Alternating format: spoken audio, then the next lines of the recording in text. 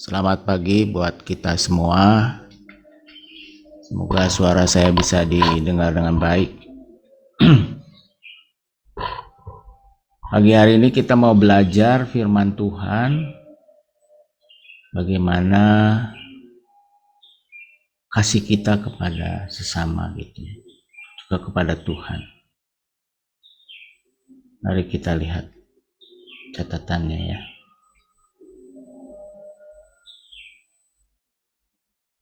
Saudaraku, ternyata kasih itu nggak hanya diomongin dari mulut kita saja, tapi dia butuh bukti. Apalagi kita sebagai manusia butuh bukti ya. Nanti kita mau lihat ada contoh yang kita bisa ya kita jadi referensi gereja kita, satelit kita ataupun pribadi kita atau rumah tangga kita. Saudaraku, di gereja ada pelayanan diakonia ya, kita tahu, yang mana mengajak seluruh jemaat itu untuk ambil bagian di dalam pelayanan ini ya. Di pelayanan ini belum sepenuhnya diikuti oleh seluruh jemaat, bahkan pekerjanya. Jadi saya punya catatan yang diberikan oleh pengelola diakonia. Mengapa kok belum diikuti ya? Penyebabnya mungkin tidak mengerti maksud pelayanan ini, atau mungkin tidak peduli, atau bisa juga memberatkan. Ya, saya tidak usah terlalu urai karena apa memberatkannya ya, tapi itu yang kesimpulan yang kita dapat ya. Kita mau belajar sekarang dari jemaat Makedonia dalam pelayanan kasih ini. Ada firman Tuhan. Kita baca firman Tuhannya ya. Dia berkata demikian, sebentar.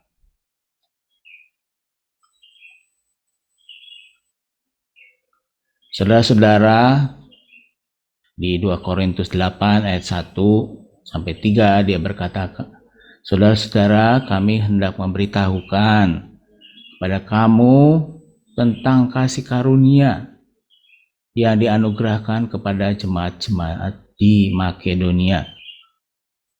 Selagi dicobai dengan berat dalam berbagai penderitaan, sukacita mereka meluap. Dan meskipun mereka sangat miskin, namun mereka kaya dalam kemurahan. Aku bersaksi bahwa mereka telah memberikan menurut kemampuan mereka, bahkan melampaui kemampuan mereka. Kita belajar dari mereka ya, dari jemaat ini ya. Jemaat Makedonia ini bukanlah jemaat yang kaya secara materi.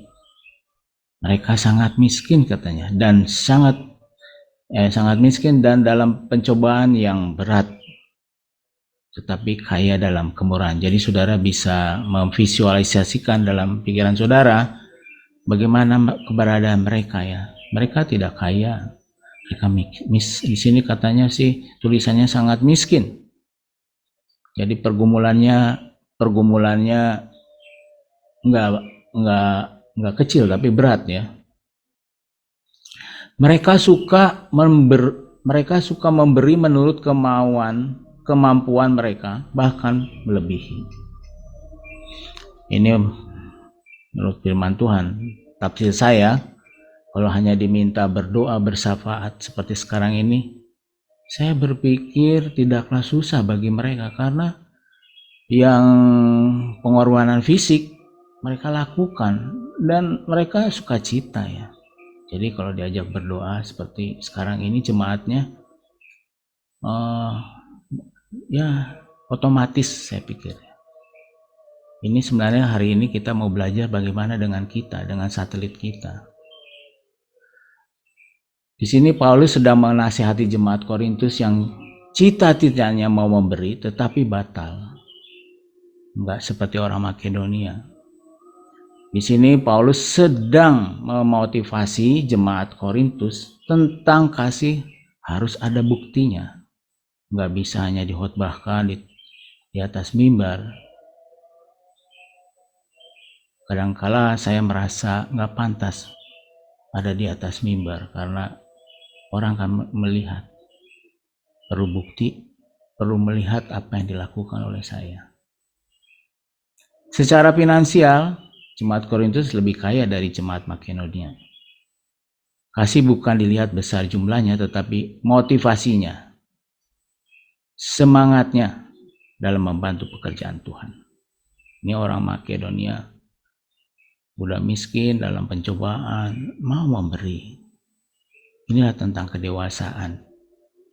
Mereka dewasa, pasti ada pengajaran-pengajaran yang membuat mereka semangat di dalam Tuhan, dalam mengikut Tuhan, dalam melayani Tuhan. Di 2 Korintus 8 ayat 4 dikatakan demikian. Dengan kerelaan sendiri mereka meminta dan mendesak kepada kami, supaya mereka juga beroleh kasih karunia untuk mengambil bagian dalam pelayanan kepada orang kudus. Di sini yang ditekankan adalah mendesak. Berarti dia sungguh-sungguh sekali ya. Ayat 5-nya berkata, mereka memberikan lebih banyak daripada kami yang kami harapkan. Mereka memberikan diri mereka pertama-tama kepada Allah, kemudian oleh karena kehendak Allah juga kepada kami. Jemaat Makedonia adalah malah meminta ya, tadi dari firman Tuhan dikatakan untuk bisa ambil bagian dalam pelayanan kasih itu. Jadi nggak usah disuruh-suruh begitu rupa. Mereka punya kreativitas ataupun inilah tandanya kedewasaan. Nggak perlu diminta gerejanya bersih, nggak minta macam-macam lah. Mereka mau rumah Tuhan harus bersih misalnya gitu ya. Semangatnya luar biasa.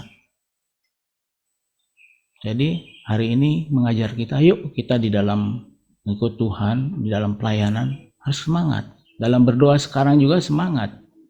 Yang kameranya lagi ditutup, coba ya, tolong semangat. Biarlah kesaksian jemaat ini juga menyemangati kita. Ya, juga menyemangati kita mau ikut ambil bagian dalam berdoa syafaat seperti sekarang ini. Pekerja Tuhan bisa belajar dari Paulus dalam menyemangati jemaat yang dipercayakan. Jadi pengajaran di sini bukan hanya untuk jemaat juga, tetapi untuk kita sebagai pekerja Tuhan. Bagaimana memotivasi jemaat, mengarahkan jemaat, bersemangat di dalam Tuhan. Nggak mudah, tetapi Tuhan bilang gereja ini punya Tuhan Yesus, dan Tuhan Yesus mau kasihkan Roh Kudus buat gerejanya untuk bisa melakukan segala perkara. Di 2 Korintus 8 ayat 6 dan 7 berkata demikian. Sebab itu kami mendesak kepada Titus supaya ia mengunjungi kamu dan menyelesaikan pelayanan kasih itu sebagaimana ia telah memulainya. Maka sekarang sama seperti kamu, kaya dalam segala sesuatu, dalam iman, dalam perkataan, dalam pengetahuan, dan dalam kesungguhan untuk membantu. Dan dalam kasihmu terhadap kami, demikian juga hendaknya kamu kaya dalam pelayanan kasih ini. Jemaat Tuhan yang bertumbuh tidak hitung-hitungan dengan Tuhan. Dia senang sekali memberikan sesuatu kepada gereja Tuhan. Semua dilakukan dengan tulus ikhlas. Jemaat Korintus dinasihati untuk kaya dalam pelayanan kasih ini. Tentu hari ini nasihatnya juga buat kita gereja Tuhan di Semarang dan di tempat-tempat lain. Di 2 Korintus 8 ayat 8 dan 9 berkata, aku mengatakan hal itu bukan sebagai perintah, melainkan dengan menunjukkan usaha orang-orang lain untuk membantu. Aku mau menguji keikhlasan kasih kamu, karena kamu telah mengenal kasih karunia Tuhan kita Yesus Kristus, bahwa Ia yang oleh karena kamu menjadi miskin, sekalipun Dia kaya supaya kamu menjadi kaya oleh karena kemiskinannya. Kita mau lihat apa yang dilakukan oleh Tuhan Yesus sebagai Tuhan dan Juru Selamat kita. Dia memberi contoh kepada gerejanya. Ya. Tuhan Yesus adalah Allah yang luar biasa, luar biasa. Memberi contoh kepada jemaatnya termasuk kita sekarang ini. Apa yang dia lakukan? Yesus mau miskin untuk kita kaya. Kita mau merefleksi diri, kita mau belajar hari ini seperti Tuhan Yesus Kristus yang baik kepada jemaat kita.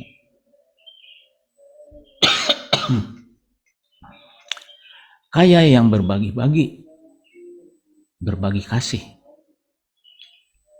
Orang Makedonia, dia kaya dalam berbagi.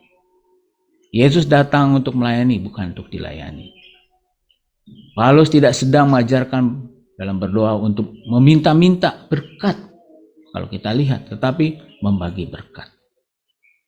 Jadi kita bisa melihat di dalam berdoa, bukan tidak boleh ya, artinya apa yang kita minta kepada Tuhan untuk melakukan pelayanan kasih itu juga kepada kita.